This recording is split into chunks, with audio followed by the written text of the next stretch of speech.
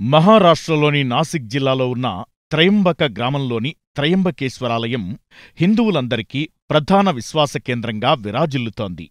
ఈ క్షేత్రం ద్వాదశ జ్యోతిర్లింగ క్షేత్రం.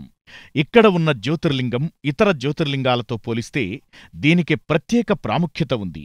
ఈ ఆలయంలో శివుడు మహామృత్యుంజయ రూపంలో ప్రతిష్ఠించబడ్డాడు. అంతేకాదు, త్రిమూర్తిలింగాలుగా ప్రతిష్ఠించిన ఏకైక జ్యోతిర్లింగం ఇదే.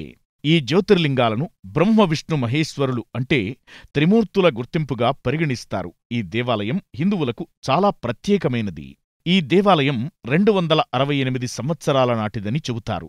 ఈ ఆలయం నాసిక్, బ్రహ్మగిరి, నీలగిరి, కలగిరి అనే 3 కొండల దిగువన పచ్చని చెట్ల మధ్య ఉంది. ఇది 12 ప్రధాన జ్యోతిర్లింగ ఆలయాలలో ఒకటి. గోదావరి జన్మస్థానం వద్ద త్రయంబకేశ్వర శివాలయం నిర్మించారు.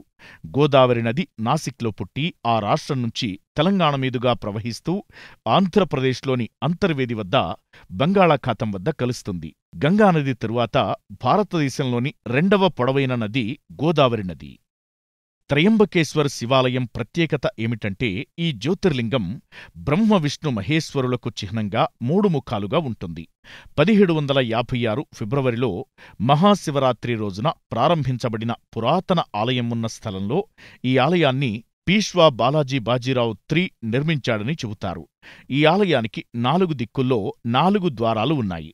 తూర్పు ద్వారం ప్రారంభం, పశ్చిమ ద్వారం పరిపక్వత, ఉత్తర ద్వారం ద్యోతకం, దక్షిణ ద్వారం పూర్తిని సూచిస్తాయి.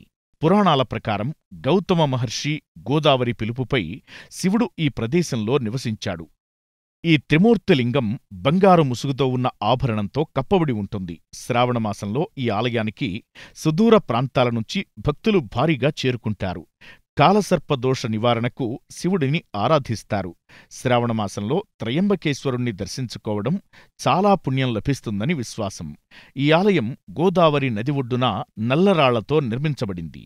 త్రయంబకేశ్వర జ్యోతిర్లింగ పౌరాణిక చరిత్ర చాలా ఆసక్తికరమైనది. ఇక్కడ చాలామంది ఋషులు కలిసి జీవించారని చెబుతారు. అయితే ఈ ఋషులలో కొందరు గౌతమ మహర్షిని ద్వేషించారు. ప్రతిరోజు అతణ్ణి కించపరిచే ప్రయత్నం చేస్తూనే ఉండేవారు. ఒకసారి ఋషులు గౌతమ మహర్షిని గోహత్య చేసినట్లు ఆరోపించారు. గోహత్య పాపాన్ని పోగొట్టుకోవడానికి గంగాదేవిని ఇక్కడికి తీసుకుని రావాలని చెప్పారు. అప్పుడు గౌతమ మహర్షి ఈ ప్రదేశంలో శివలింగాన్ని స్థాపించి పూజించడం ప్రారంభించారు. గౌతమ మహర్షి తపస్సుని మెచ్చిన శివుడు సంతోషించి పార్వతితో ప్రత్యక్షమయ్యాడు.